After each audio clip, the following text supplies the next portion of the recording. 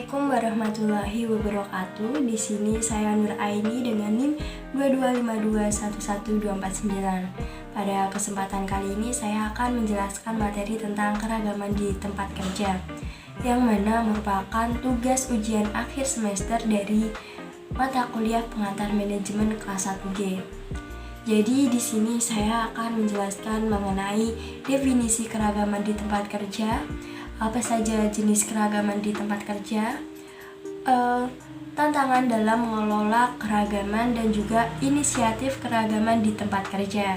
Jadi yang dimaksud dengan keragaman di tempat kerja adalah keadaan yang menggambarkan perbedaan tenaga kerja secara demografis, terutama yang berkaitan dengan umur, jenis kelamin, ras, asal negara, dan karakteristik fisik. Jenis keragaman di tempat kerja terbagi menjadi dua. Yang pertama ada keragaman permukaan dan yang kedua ada keragaman dalam. Keragaman permukaan adalah perbedaan yang mudah dirasakan dan dapat muncul stereotip tapi tidak selalu mencerminkan cara berpikir atau merasa. Contoh perbedaan tingkat permukaan tersebut dapat mempengaruhi cara orang memandang orang lain. Namun, seiring dengan semakin kenalnya orang-orang tersebut satu sama lain, perbedaan-perbedaan ini menjadi kurang penting. Keragaman permukaan terdiri dari umur, jenis kelamin, etnis, ras, agama, latar belakang, sosial ekonomi, dan lain-lain. Yang pertama ada umur. Umur yang dimana usia para pekerja atau karyawan sering menjadi sumber perlakuan diskriminatif. Yang kedua, jenis kelamin, yang mana antara jenis kelamin laki-laki dan perempuan. Perempuan sering memperoleh perlakuan diskriminatif di tempat kerja, baik dari aspek penggajian yang lebih rendah atau potensi untuk memasuki jabatan yang lebih tinggi. Yang ketiga, etnis dan ras, yang dimana ras terkait dengan bahasa seseorang, misalnya ras Asia Afrika atau ras Amerika. Sedangkan etnis atau kesukuan sering dirujuk pada kelompok orang berdasarkan bahasa atau budaya. Yang keempat, agama, yang dimana agama bisa menjadi sumber perlakuan tidak adil dan diskriminasi di tempat kerja. Yang kelima, latar belakang sosial ekonomi, yang dimana berhubungan dengan kombinasi antara faktor kelas sosial dan faktor pendapatan dari perspektif manajemen. Manajer harus sensitif dan responsif terhadap keragaman tingkat sosial ekonomi karyawannya, terutama pada mereka yang kurang beruntung atau mereka yang berpenghasilan rendah.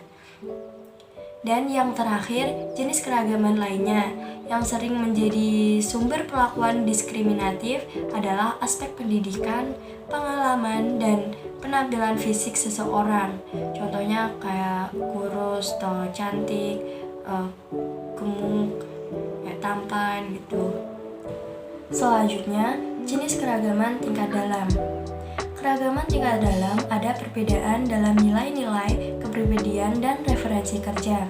Contoh, perbedaan-perbedaan tingkat dalam ini dapat mempengaruhi cara orang melihat manfaat kerja, organisasi, berkomunikasi, reaksi terhadap pemimpin, bernegosiasi, dan tentunya berperilaku di tempat kerja.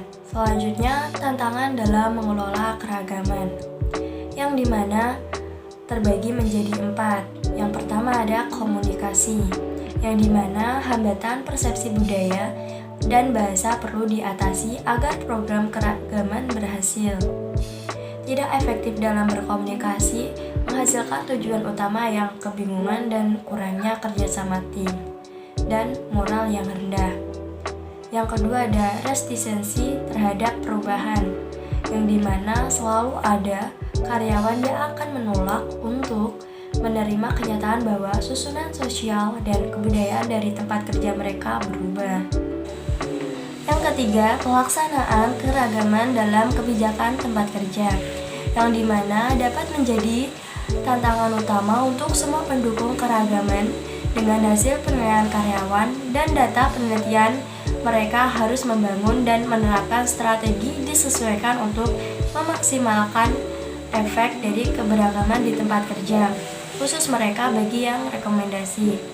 Yang terakhir, proses pengelolaan keragaman di tempat kerja, yang dimana keragaman pelatihan saja tidak cukup untuk rencana manajemen organisasi, karena satu-satunya yang harus dibuat dan dilaksanakan untuk menciptakan budaya keragaman yang menembus setiap departemen dan fungsi organisasi. Dan selanjutnya ada inisiatif keragaman di tempat kerja. Inisiatif keragaman di tempat kerja terbagi menjadi 5. Yang pertama ada mengubah struktur dan kebijakan. Yang kedua, memperluas upaya rekrutan. Yang ketiga, membangun hubungan mentor.